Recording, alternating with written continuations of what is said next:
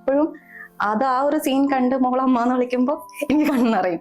തന്നെ ഒന്ന് കംപ്ലീറ്റ്ലി ഒന്ന് ലാസ്റ്റ് ക്ലൈമാക്സ് ഒന്ന് പൊളിച്ചെഴുതി. വൺ ലാസ്റ്റ് ടൈം, മധുരമുള്ള സൗഹൃദങ്ങളുടെ ഓർമ്മകളിലേക്ക് ഒരിക്കൽ കൂടി. One last time.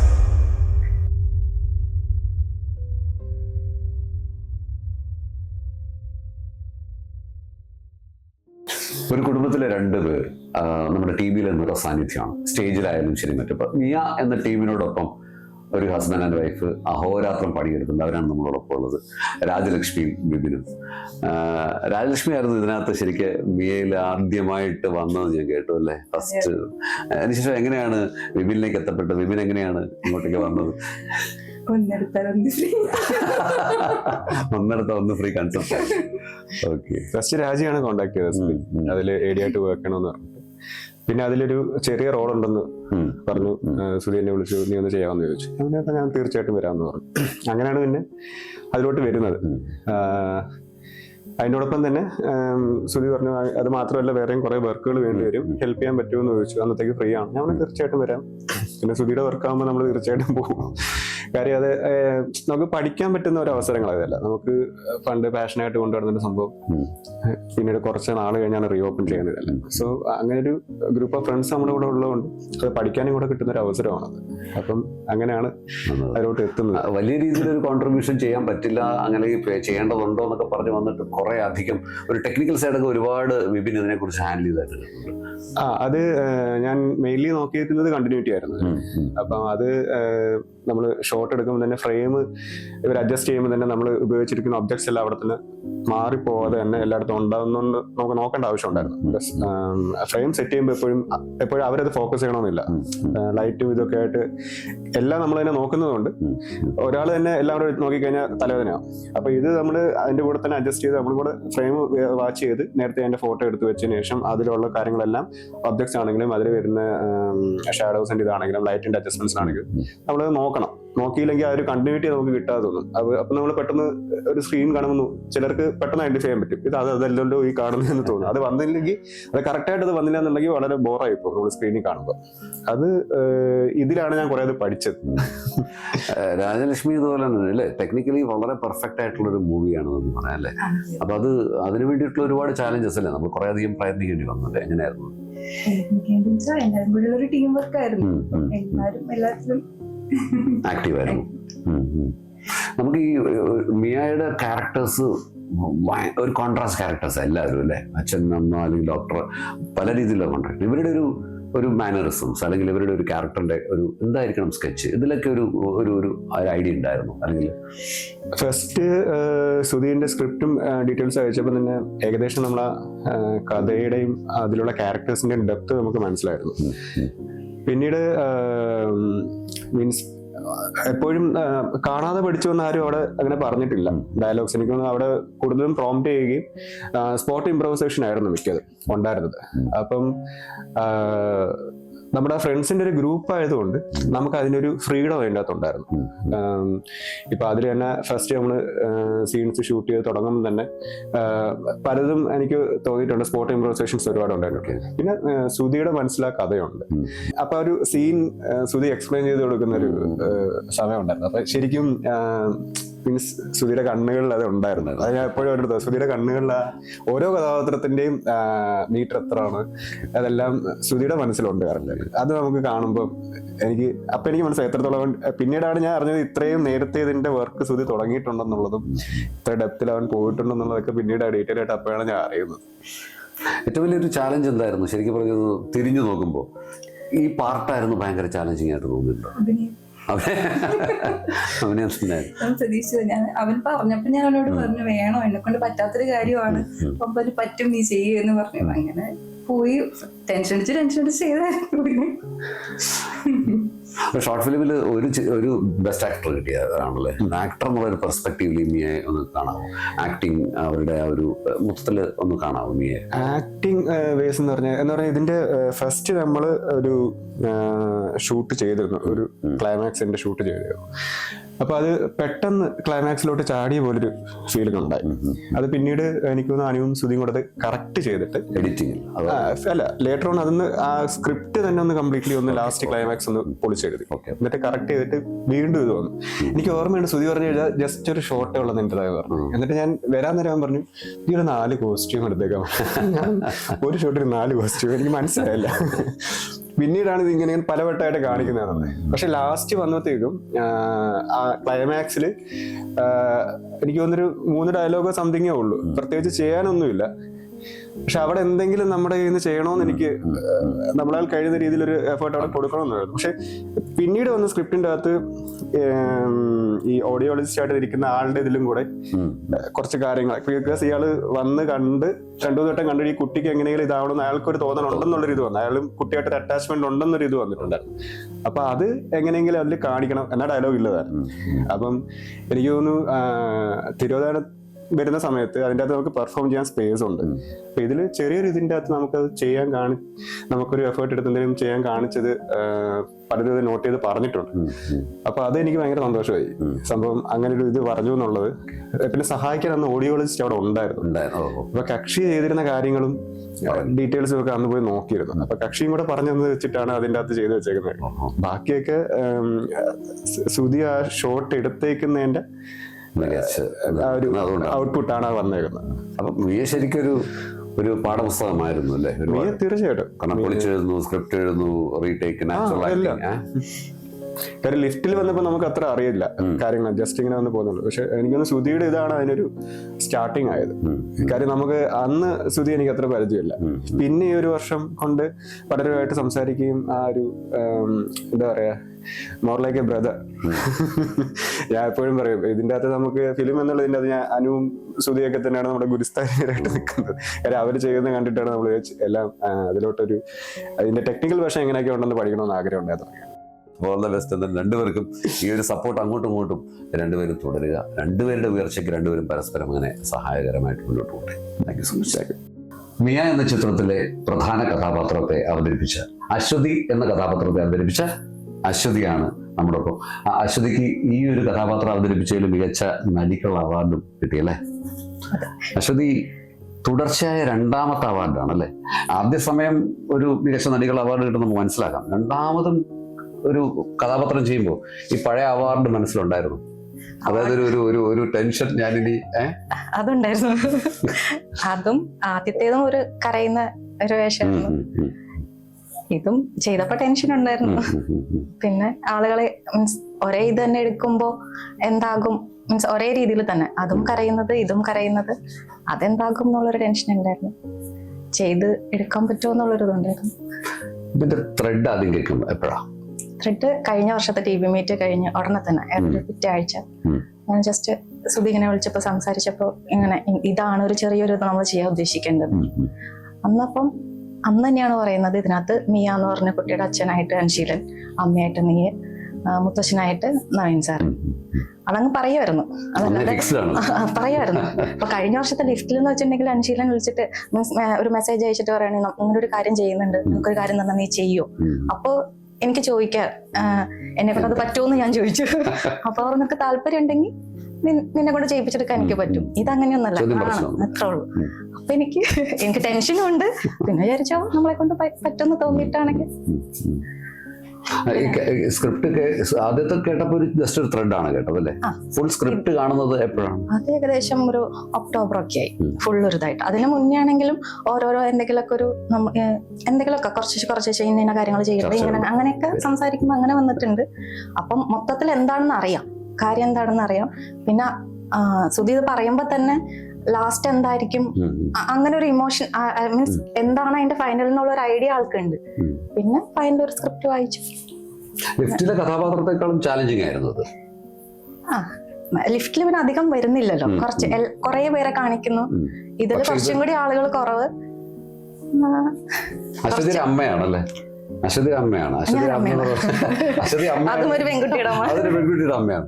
അപ്പം മിയ എന്നുള്ള ക്യാരക്ടറുടെ അമ്മയാവാൻ അശ്വതിക്ക് വളരെ ഈസി ആയിട്ട് അശ്വതിക്ക് ബ്ലെൻഡ് ചെയ്യാൻ പറ്റും. പക്ഷെ ഇതൊരു ഈ കഥയിൽ ചില പ്രശ്നങ്ങളും ചില കാര്യങ്ങളും കൈകാര്യം ചെയ്യുന്നു. അപ്പൊ അങ്ങനെയുള്ള ഒരു അമ്മയായി അല്ലേ? എന്താണ് അതിന്റെ ഒരു മെന്റൽ ഇമോഷൻസ് എങ്ങനെയായിരുന്നു ഒരു ആക്ടർ എന്നുള്ളത്? നമ്മൾ ഈ ഒരു ടോപ്പിക് സംസാരിക്കുമ്പോ തൊട്ട് ആ ഒരു സ്ക്രിപ്റ്റ് വായിക്കുമ്പോ തൊട്ട് നമുക്ക് ആ ഒരു ഫീൽ ഉണ്ട്. ഇതില് നമുക്ക് മാത്രല്ല, അത് സ്ക്രീനിൽ കാണുന്ന ആൾക്കാർ എവിടെയൊക്കെ അത് അത്രയും ഫീൽ ചെയ്യുന്നുള്ള ഒരു കാര്യം നമുക്ക് അപ്പൊ തന്നെ കിട്ടും. അപ്പൊ അതൊരു ടെൻഷനായിരുന്നു നമ്മളെ കൊണ്ട് ഇത് ചെയ്യിച്ചു. കാരണം ശ്രുതി പറയുന്നത് എനിക്ക് ആരുടെയും അഭിനയം വേണ്ട, മീൻസ് എനിക്ക് ഹൈയും പോണ്ട ലോവും പോണ്ട, നോർമലായിട്ട് നിക്കാം. അപ്പൊ അതെനിക്കൊരു ടെൻഷനാ. അപ്പൊ അതൊക്കെ എങ്ങനെയാവുന്നുള്ളൊരു ടീം എന്നുള്ള രീതിയിലൊരു സഹകരണം അതിൽ വലിയൊരു ഘടകമാണല്ലോ നമ്മുടെ പെർഫോമൻസിൽ. ഉറപ്പായിട്ടും. കാരണം അതൊരു ഫാമിലിയാണ്. അപ്പൊ അതിന്റെ കൂടെ നിൽക്കുന്നതിന്റെ ഒരു സന്തോഷം എന്ന് പറഞ്ഞാൽ കംഫർട്ട് ഓഫ് വർക്കിംഗ് സത്യം അത് ഭയങ്കര വലുതാ.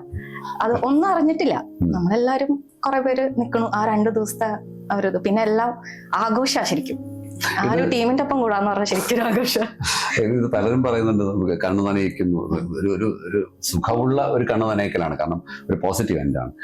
അശ്വതി ശരിക്കും ആ ഒരു കഥാപാത്രമായിട്ട് വന്ന സമയത്തോ അല്ലെങ്കിൽ പിന്നീടോ ഇത് ഉള്ളിൽ തട്ടിയ സീനുകൾ അല്ലെങ്കിൽ ഉള്ളിൽ തട്ടിയ എന്തെങ്കിലുമൊക്കെ പറയാം?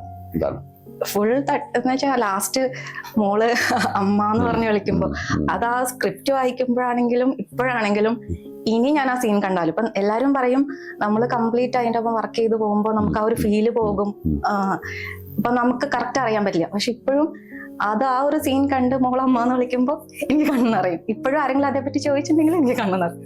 അല്ല, എനിക്ക് പർട്ടിക്കുലർ സീനൊക്കെ വളരെ വളരെ ഓർമ്മയുള്ള സീനുകളാണ്. ആ വെളുപ്പിക്കുന്ന സീനുകളും അങ്ങനെ പ്രഷറൈസ് ചെയ്യുന്ന സീനുകളും ഒക്കെ. അശ്വതിക്ക് അത് ശരിക്കും എന്താണ്, അത് നാച്ചുറലി വരുന്നതാണോ അതോ ഇതിനു മുമ്പ് ഒരു സീൻ വരുമ്പോൾ ഞാൻ ഇങ്ങനെ പ്രിപ്പയർ ചെയ്യണം അല്ലെങ്കിൽ ഇങ്ങനെ പെർഫോം ചെയ്യണം എന്നുള്ള നേരത്തെ ഒരു മുൻവിധി ഉണ്ടോ?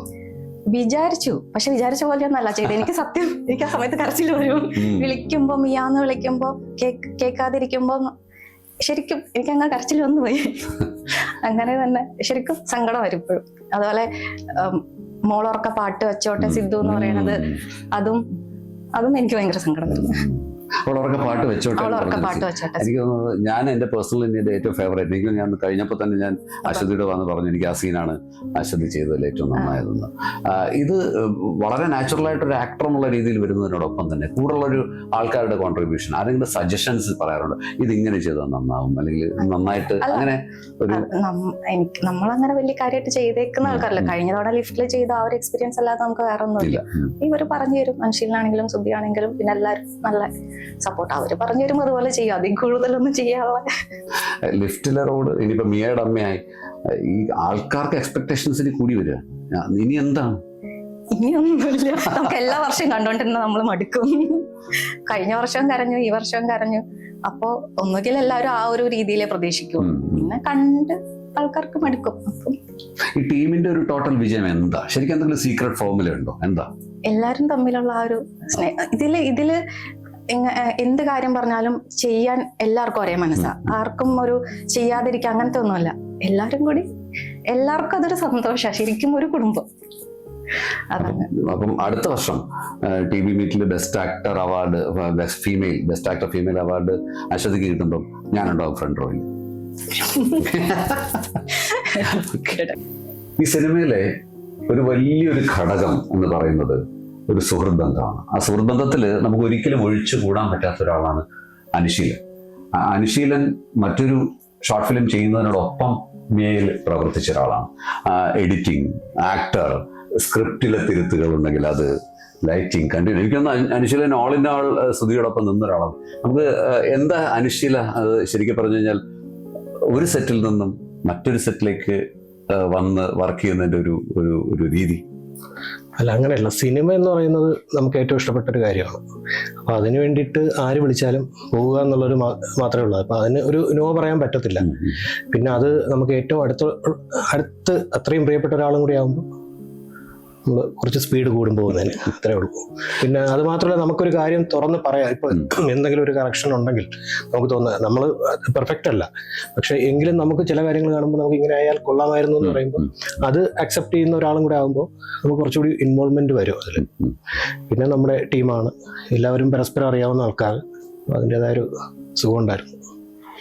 ഒരു ഡയറക്ടർ എന്നുള്ള രീതിയിൽ നിൽക്കുമ്പോൾ നമുക്ക് തോന്നില്ലേ വേറൊരാളാണ് ഡയറക്റ്റ് ചെയ്യുന്നത്, എങ്കിലും നമുക്ക് തോന്നില്ല നമ്മുടെ ആക്ടറായ കൂടി ഇതിൽ ഇങ്ങനെ അത് എല്ലാം പറയുന്നതെല്ലാം അത് മനസ്സിലുള്ളതെല്ലാം നമ്മളെ ഡയറക്ടറായിട്ട് പറഞ്ഞിരുന്നു, അല്ലെങ്കിൽ തോന്നിയിരുന്നു ഇത് കുറച്ചുകൂടെ നന്നാവായിരുന്നു, അല്ലെങ്കിൽ നമ്മൾ വിചാരിച്ചതിനേക്കാൾ നന്നായ സീനുകളും ഉണ്ടാവും അല്ലെ?